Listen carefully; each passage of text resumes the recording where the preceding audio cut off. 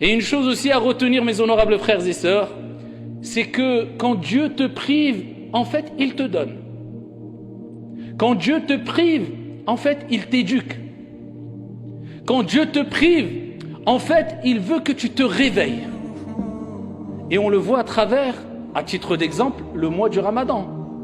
Allah subhanahu wa ta'ala nous prive de boire et de manger, afin qu'on se rende compte de ce grand bienfait qui est le fait de boire et de manger, même de l'eau ou des dattes.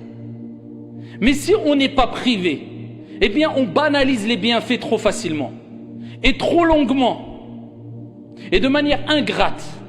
Et on mange et on boit quelquefois sans remercier Dieu, sans prendre conscience que c'est un des plus grands bienfaits parmi ces bienfaits de la vie d'ici-bas.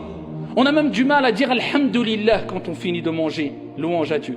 Bismillah au nom de Dieu quand on commence à manger. Pourquoi? La banalisation des bienfaits. Et ça c'est un grand mal qui nous touche toutes et tous, quand on banalise les choses. En fait, quelquefois, ou quelque part on peut dire qu'on est un peu pourri gâté. Vous avez vu un enfant, quand on le rend pourri gâté, tout ce qu'il veut, il donne plus d'importance à ses jeux, aux cadeaux qu'on lui donne, à peine il dit merci. On est un peu pourri gâté, nous.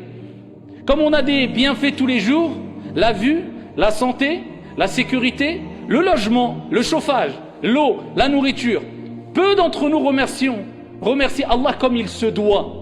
C'est pour cela qu'Allah Azza wa Jalla a dit وَقَلِيلٌ مِّنْ عِبَادِيَ الشَّكُورِ. Et peu de mes serviteurs seront reconnaissants. Et certains compagnons, certains pieux disaient Allahumma j'alna minal qalil. Oh Allah, fais de nous des gens qui font partie du peu, de la petite quantité. Parce que Dieu a dit peu vont être reconnaissants vis-à-vis d'Allah.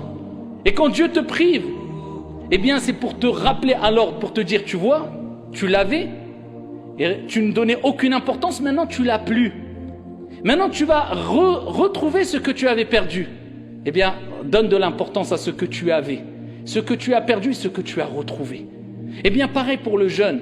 La journée, le fait d'être privé de boire et de manger, eh bien le soir, on se rend compte du grand bienfait de la nourriture, ne serait-ce que de l'eau.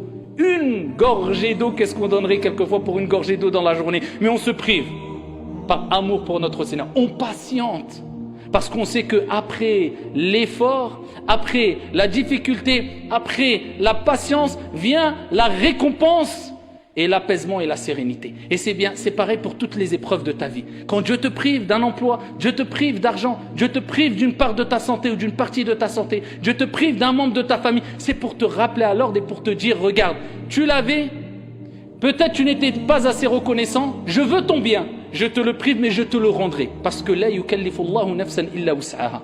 Allah ne donne pas une âme une charge au-dessus de sa capacité. Fa inna ma'al usri yusra. Après la difficulté vient la facilité, avec la difficulté vient la facilité.